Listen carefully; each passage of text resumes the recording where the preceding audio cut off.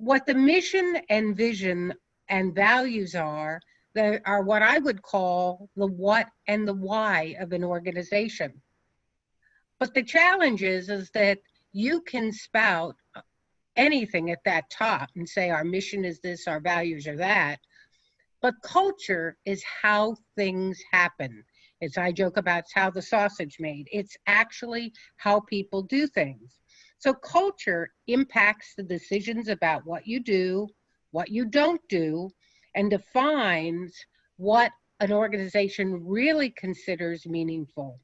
So it's the explicit rules, but it's the implicit rules. It's the norms of behavior and interaction about what actually happens. It's compliance, but it's also the core ethics behind it. It's how we do our recruiting and training. Are we inclusive?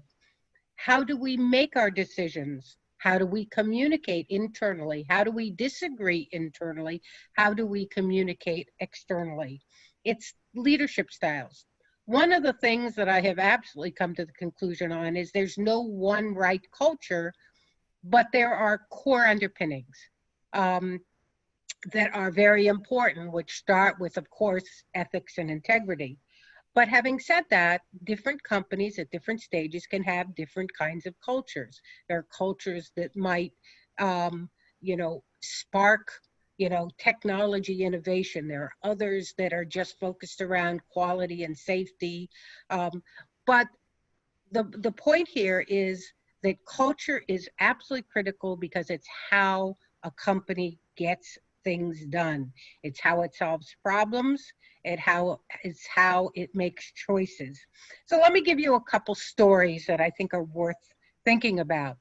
So one is, you've got a public company under pressure to perform financially, and let's assume it's revenue, operating margin, and earnings. So what happens if a company has to choose between spending money and quality and safety versus getting the product out and making their numbers for the quarter?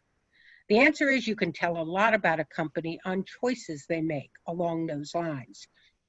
I mean, I'll give you an example from earlier this year. One of my companies was, during the pandemic, of course, during the heat of the pandemic, was told they weren't allowed, even though they were in a hot zone, they weren't allowed to stop producing because they made a high-tech product that went into the military, even though, honestly, I would have said you could pause, but the government would not let the company pause. They insisted on the delivery, said they were essential. And so the board with management with the board, spent a lot of time saying, okay, they don't want us to stop producing. We're in a hot zone. How are we going to make sure we keep our people safe?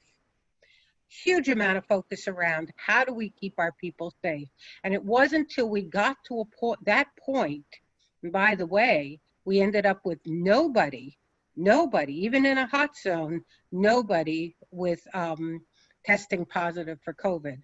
But we went to extraordinary lengths to make sure what we did everything we could possibly do to keep our people safe. Again, the culture was around the people. Another example from a different angle would be, and this one I saw a few times in prior companies, none of the companies I'm with now, on the board of now, where you had, say, a top salesman, your top salesman guy who just beats his numbers every year.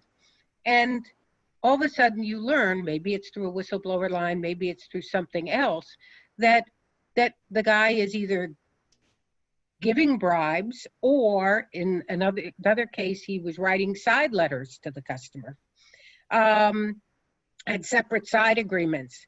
And so the question came down to, okay, are you going to walk the talk, or are you going to let the guy get away with it? Are you going to slap his wrist? And the good news is, in both those cases, the individual was fired. But it's very clear to the entire organization that and Larry mentioned this too, the culture is about not just what you say, it's what you do. It's how you function. It's how you live your life in a corporation.